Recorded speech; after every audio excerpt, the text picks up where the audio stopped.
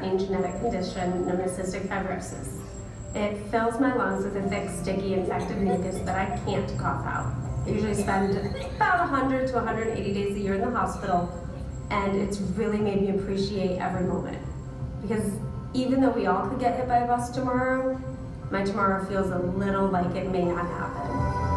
I didn't really set out to do everything I'm doing, it just kind of organically happened. I am the CEO and founder of a company called Landmark Makers. It's a nationwide recruitment services firm. I wrote a book, and that book came out, I think, October 2016, and it became a bestseller, so that was cool, and launched a national speaking tour. I believe that one of the biggest things holding entrepreneurs, CEOs, C-level executives back is they're not reaching their fullest potential.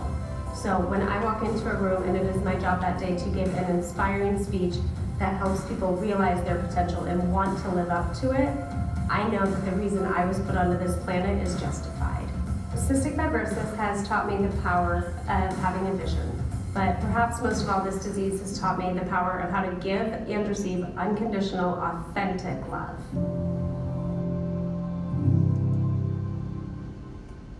This is my fight song.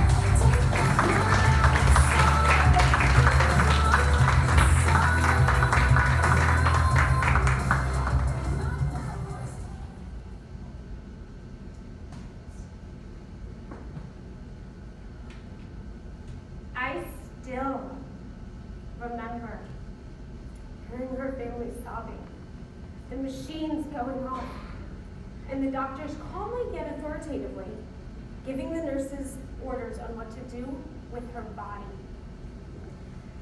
I'm gonna ask you some questions. How many of you have a dream? Fill in your blank. One day I will. Now let me ask you a couple more questions. How long have you had that dream? Raise your hand if it's been a month. 6 months, a year, 5 years, 10 years. We can go on because there's some of you in this room who have had that dream for 20 years or more. And if we are being completely honest, my last question for you. How many of you know you are not living to your fullest potential within that dream and working towards it, despite it being something you want? As you may have been aware, I was born with a life-threatening genetic condition known as cystic fibrosis.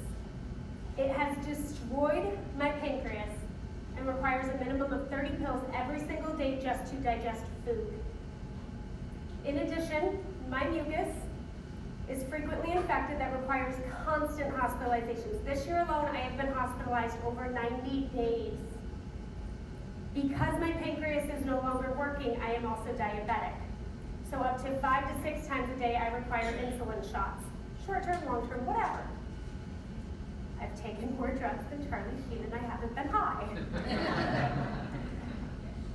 After all of my hospitalizations a few years ago, I had to undergo surgery to get a port that I had installed in this chest. A lot of you are shaking your head, which means you know what a port is. For those of you who do not know, a port is something that is surgically implanted into your chest, feeds up through your jugular, you can see the femoral line right there, and gives you direct access to any IV medications when they can't find a vein. All of my veins have collapsed on me because I've had that many hospitalizations my entire life. I'm going to take you back to January 2017, just a couple years ago, January 2017. This is the third time in 20 minutes my IV pole beeps suddenly, alerting me that there's air in the lines of my port. I glance at the clock, 2:32 a.m.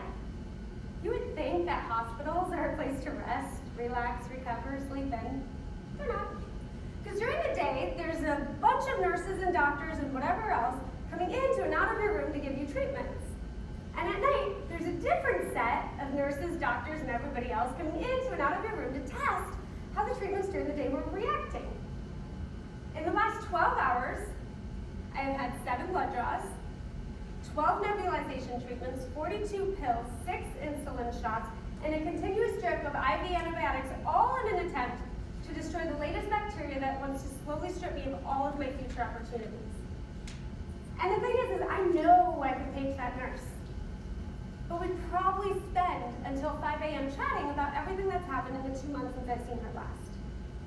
So instead, I decided to get out of my own bed, walk over to my pool, turn that mind-numbingly loud alarm off, and I gently grab it and I flip the air bubbles back up from my calf to the top of the tube where they belong. And despite the glow from the machine, the room is pretty dark. You know, there's a little bit of light peeking in from the hallways. But other than that, I mean, it's a pretty tranquil place. And I look around, I notice my laptop is charging in the corner, next to a stack of my newly published books that the doctors asked me to autograph. I've got my blanket from home, my lucky teddy bear to keep me company. And on the shelf, it's my favorite part, on the shelf are 24 roses that the love of my life dropped off yesterday to serve as a reminder that all I really need to be doing while I'm here is focusing on outliving them. And I've learned it doesn't matter if you're running a company, you're building your career, or you're running an IV drip bag. When you focus on the people and the things that you brought to your life and you love it as it is, you can get through anything. None of that really matters because the bad stuff is still a sign that there is air in your lungs. And it's unusually quiet except for the fact that there are random code blues that come on. Does anybody know what a code blue is? So a code blue is a sign that you should be thankful that your cheeks are still pink. It means somebody in the room next to you has passed on. Or that they stop breathing and the nurses have to come in and take care of that and somebody is going on to a better place, hopefully. So I decide, I start to get in my thought patterns, right? We all get into our thought patterns, and for me, the hospitalizations usually trigger these thought patterns. And what I do is I decide I've had enough of it for today, so I'm going to put on a jacket. Because when I go out into the main part of the hospital, I don't like anybody to notice I'm a patient. Sometimes I do my makeup, I get really dressed up, I look like a visitor, because when the situation is this bleak, I have to not look like a patient if I need to get my mindset right and actually focus on getting home. So I put on a sweater, and I peek out of my door, make sure the nurses aren't going to catch me, they don't like it when the patient disappears. And I sneak off into the corridor that the security guard showed me a couple months back. And as I do, I walk past room 211. A friend of mine is staying here. Okay, gotta picture this.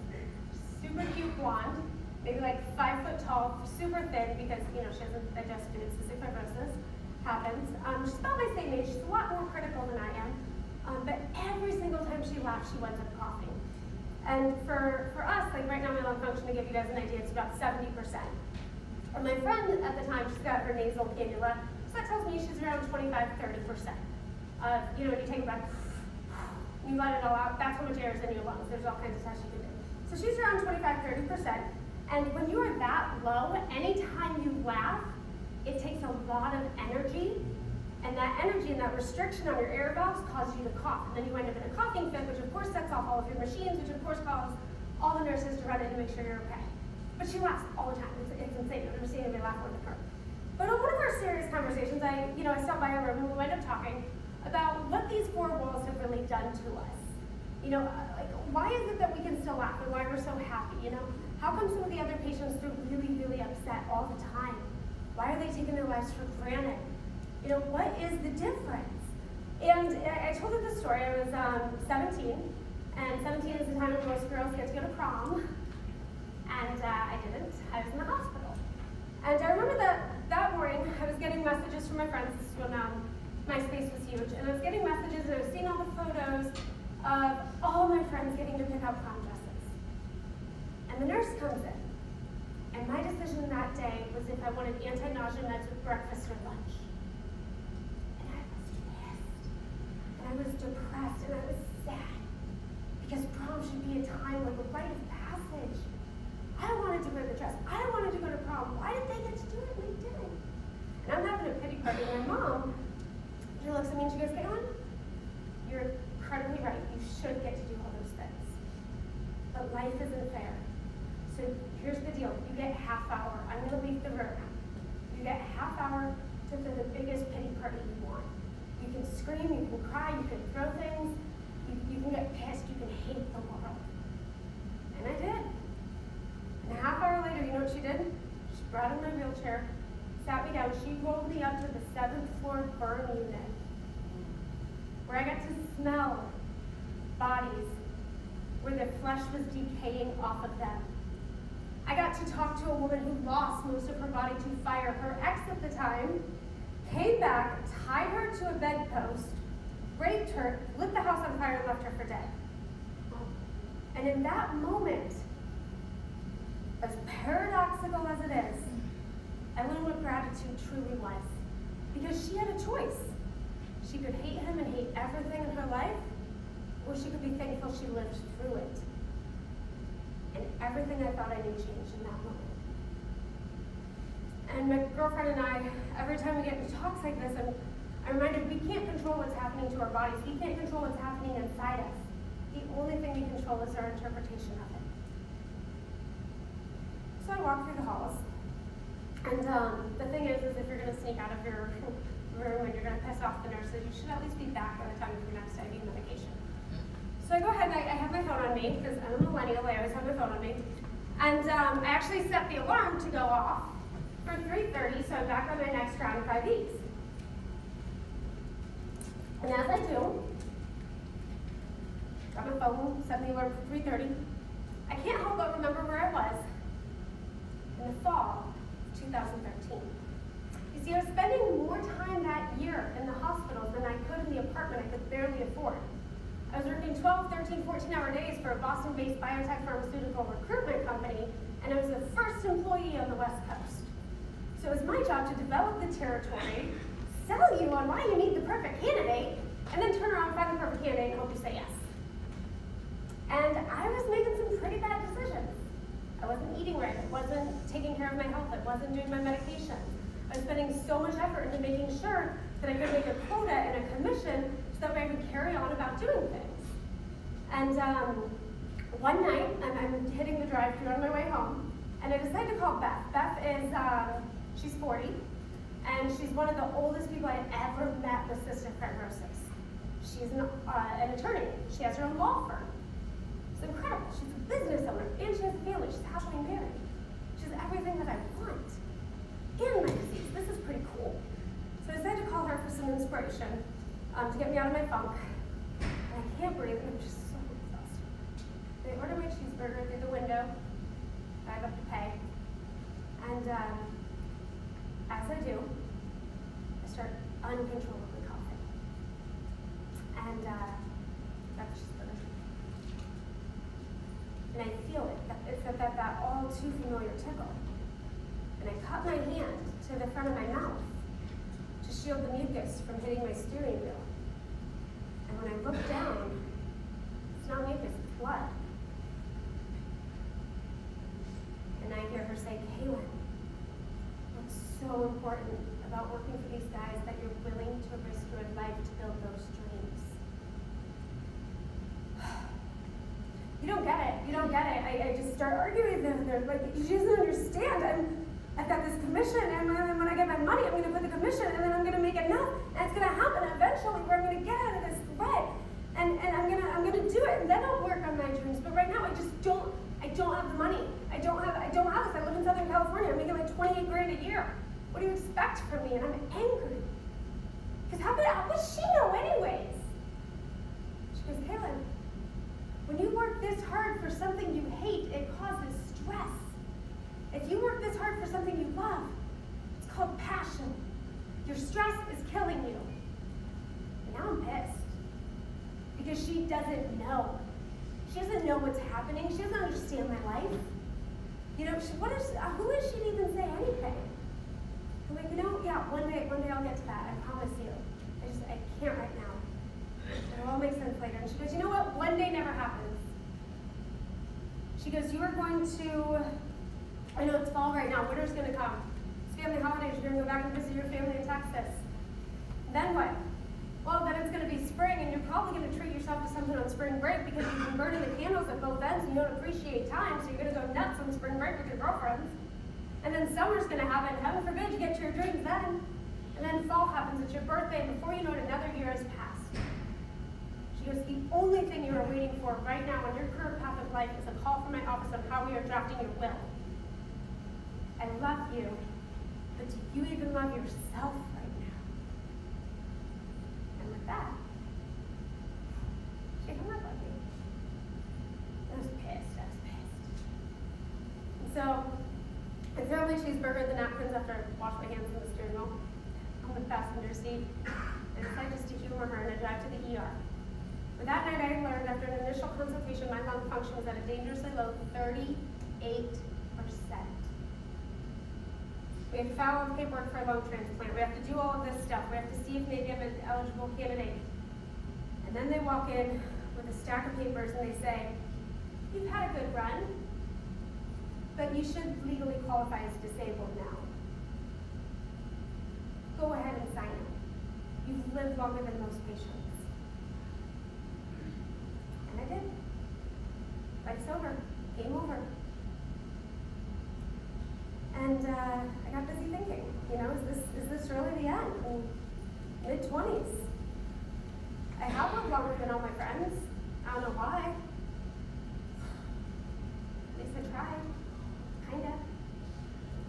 And I started thinking about what an ideal life would look like for me, and I was like, I want to be an entrepreneur. I want to give back. I want to love. I want to start dating. I want to settle down. I want to write a book. Doesn't that sound like fun to write a book? And I look over and, it's funny, I've always had mentors, they didn't know that they were my mentors, but like Tony Robbins, Darren Hardy, just to name a few, Rick Pitino, when he wrote his first book, not the latest things. Thank you. Google it. So I really wanted to be like these people and understand the mindset of what's made them household names. And I just got busy writing, and I started thinking and creating my ideal life. And it occurred to me, to get out of a rut, whether it's surviving the night or having health complications or growing in your career or making an executive decision to get out of your rut, you must be flexible on your methods, but super laser focused on your vision. That I realized there's two quotes that came to mind. First one was J.K. Rowling, who said rock bottom was the foundation for which she built her life on. The second one was Jim Rohn, who said motivation gets you started, but habit keeps you going. Interesting concepts. So I glance down, check the time, make sure I'm back in time, and I see a text from my boyfriend that reads, "Our home feels like an apartment, I miss you." I'm thinking, wow, this comes from a guy who originally didn't want to come there. Go me. And I started thinking about, some of the things that brought us together, and he was never the serious relationship type at all. It was just not his plan in life. But then shortly after we met, something happened, and he convinced me to move in. And by that, ladies, you know what I'm talking about. You start off leaving the accidental bobby pin strategically placed in the bathroom. Maybe you don't, but I might have. And then start accidentally leaving a toothbrush in the cabinet. And before you know it, all of your stuff is at their place, so they're kind of without an option and kind of have to move in. There's more stuff at their place than yours. I don't know how to happen to people. So he asked me to move in. And now we're packing the same suitcase I used to reserve for weekends at his place for weeks at the hospital. Every hospitalization, I get those roses. Because he's not sure if I'm leaving through the morgue or the entrance. Reassuring dying loved ones that they won't have to bury me soon is a speech that I have practiced over and over while walking hospital hallways my entire life. And I remember meeting Jake when I was 13. He was 6 or 7, little boy, CF, Cystic Fibrosis. And at the time at the University of Iowa Hospice and Clinics, we would always go down to the workout room, the gym that was in the basement, ironically next to the morgue, now that I think about it. So we're in the basement, and we would always run on the treadmill facing each other. And we'd compete, which basically meant we'd run so hard that one of us coughed until we puked, because that was the time we at least got some of the mucus up out of our lungs into the world instead of inside to kill us. One day Jake shows up, and he's wearing a mask. And I was shocked. He's 6. How could he need a mask? And he looks up at me, and he removes his mask, and he goes, "One day, I'm going to run like you can." Jake was put on a ventilator that evening and died that weekend. It makes me wonder, why are we waiting to cherish people we love until they die, to give them the thanks that they deserve for what they've done for us while they lived? Why are we not constantly reaching out and trying to connect? Why are we getting past the surface level, how was your day bullshit, and into the tell me what your life is really like moments? How many of us have somebody in our lives that we have accidentally or intentionally lost touch with that we should never have lost touch with? I start thinking about all this stuff, and as I do, I start realizing, statistically, most people die in hospitals between 11 p.m. and 3 a.m. Most people, statistically, do not know if they are terminal when that end will end. Statistically, my family will be at my funeral within the next 2 years. And I realize there's a power right now in walking the halls of a hospital at 3 a.m. And there's a power right now in every breath, because I choose to be too busy living to worry about dying. And it doesn't matter if you're walking the halls of a hospital at 3 a.m. or you are walking into a boardroom to defy the odds. You choose your power. And it doesn't matter if you're wondering if you can survive the night or the next market crash. There is a way to turn every setback into a comeback, every trial into a triumph. Because it is only our interpretation of what is going on that is actually going on. And in the midst of my thoughts, doctors and nurses rush past me in a frenzied run. The light in the hallways auto-adjusts to accommodate, and speakers boom through the silence. Code blue, attention staff on 2 West, there is a code blue in room 211.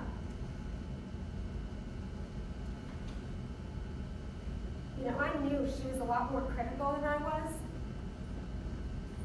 but I didn't realize my last conversation with her would be my last conversation with her. She was sitting up in her bed, the oxygen mask aiding her as she spoke, and she was so happy. And she couldn't laugh like everybody else, but she still laughed. She appreciated every memory, every moment, every breath.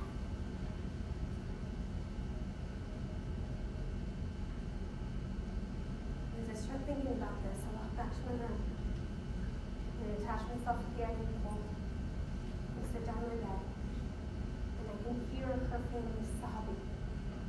The machines going off. The doctors calmly yet authoritatively giving the nurses the orders on what to do.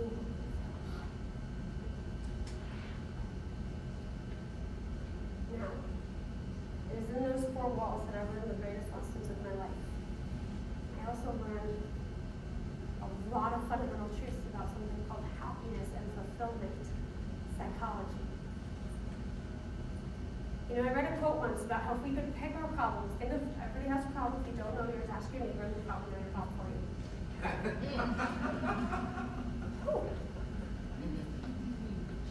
So here's the deal. Once you think of your problem, you can physically manifest that problem into an object, and we put it right here in the middle of the room. Got all of our problems. And I'm looking at, what's your problem? What's your problem? And I'm looking at all your object problems.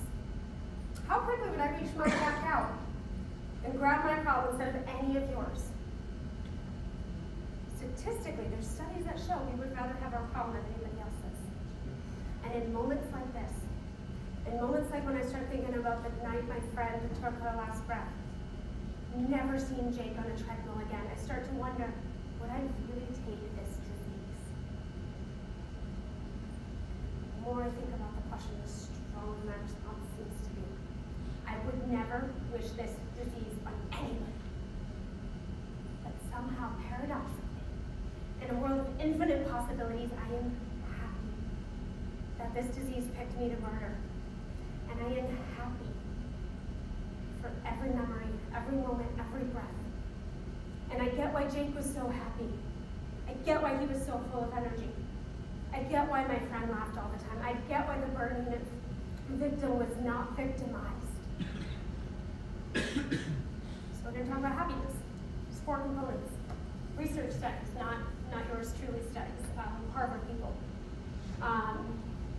1978, so there's 4 components of happiness. First component is perceived control, okay? 1978, a bunch of really smart people got together, PhD types. I dropped out of college, so not my type. And PhD types got together and they started studying happiness and how it affects the brain. And what's really interesting to me is they studied lottery winners and quadriplegics, okay? 22 in the test group and then 28 quadriplegics. 1978, this goes down. And they found that the relative amounts of happiness per winning the lottery and per getting this amazing, per winning the lottery, per not winning the lottery, and the pair of quadriplegics, okay? Guess which group maintained happiness longer? It's a trick question, there's no easy answer to that. Okay, so here's where it actually goes. So the thing is they did all of these studies, and they found out that the happiness levels actually returned to that person's baseline within 6 months of the event happening. And which I would have thought for sure the lottery winners wouldn't happen. Like, have you ever seen somebody pissed off on a jet ski? It just doesn't happen. So, but no, what happens is 6 months after this amazing event, they returned it back to where they were. The pair of quadriplegics, 6 months later, despite their situation, same amount of happiness as they were before the event. That is perceived control. Now, if we're going to take that step further, earlier in my speech I talked about the thing about it's only our interpretation of what is going on that is actually going on.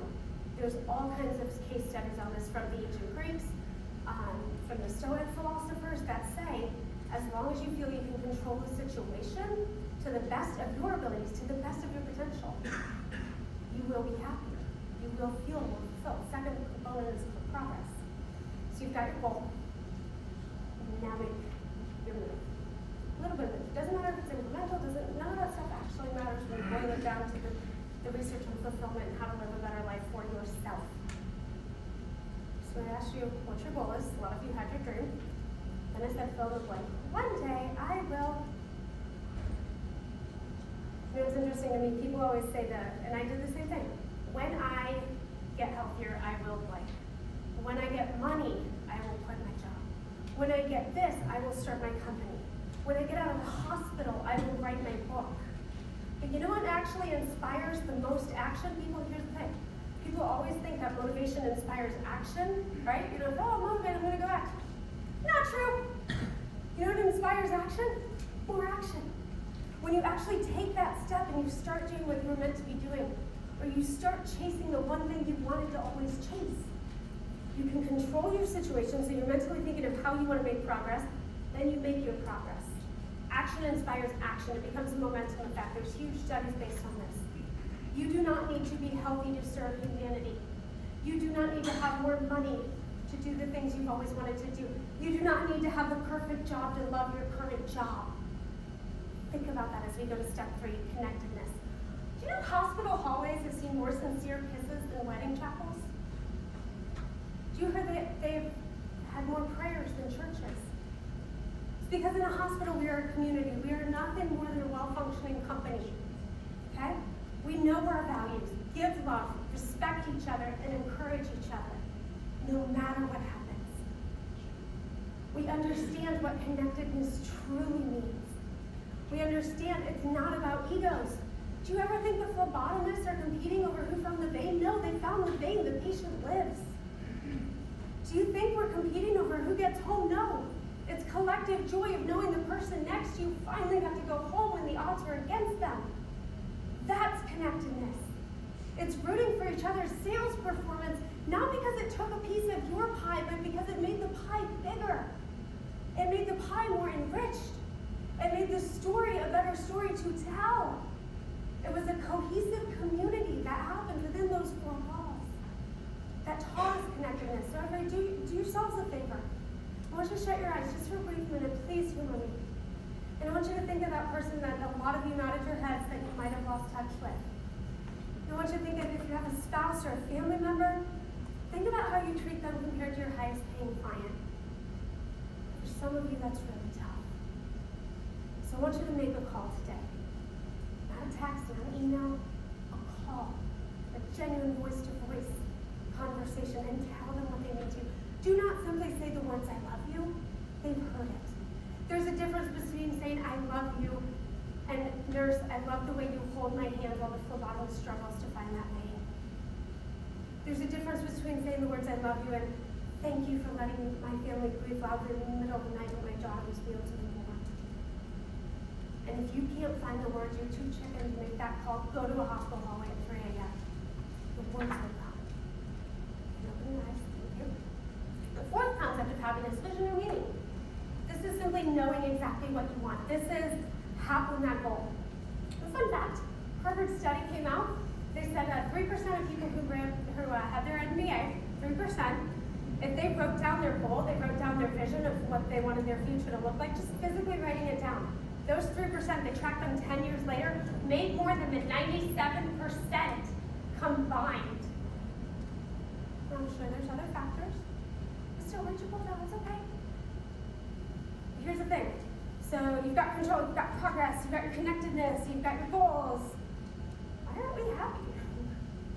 Right? Like we've all done this to some degree. We wake up in the middle of the night and we're like, this sucks. I did everything.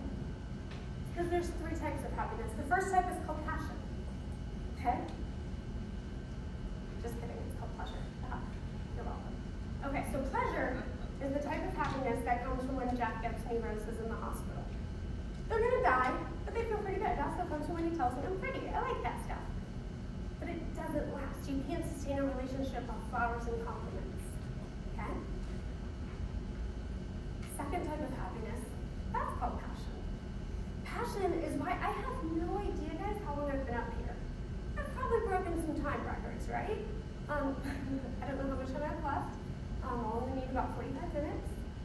Some of you looked terrified, but some of you were like, yes, this is going to keep going. So passion is being in your flow. It's when you don't know what's happening because you're in the moment, you're happy, and you're like, yeah, I'm doing the thing I'm meant to be doing that I'm putting on earth for. It could be why some clients, when you go to talk to them, you don't want to stop talking to them in their office. You're in your flow state. It's the second longest lasting, but you know what? You can't get through a bad day with those 2 types of happiness. The third one you absolutely need is your purpose. And your purpose is what makes it all. That's when you take it out of yourself and you put it into somebody else. And you're able to say, you know what? I am working so hard because I have a family and I have a son and I want to send that son to college one day so he can have a better life than I can. So there's your 3 types. So I'm going to wrap up very quickly by saying a couple last words. It doesn't matter, guys, what stuff we're going through. We all have issues. CF is no more traumatic than some of your issues. It's really not. We all have adversity. Every single one of us. It's our interpretation of that adversity that makes us who we are.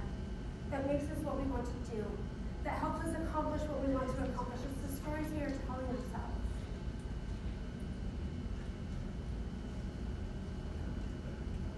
I would rather have CF than a negative mind. Because the thing is it's not too bad living a short life spent in a way that I love living. It's just not. I can get through anything. So with that, I want to say, it's not about the moments in life that take our breath away. It's about the moments we personally create that take our breath away. Thank you.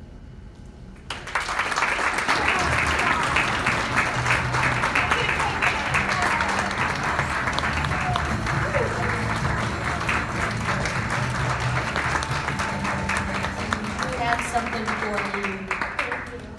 I hope you enjoyed it, because what I heard was, you know, we're a family. We've always been a family, and there are many of us that are grief-stricken, depressed-stricken, have family members that are sick. And what she just told me was, shut up, put up, and live. That's what I got out of it. Thank you so much.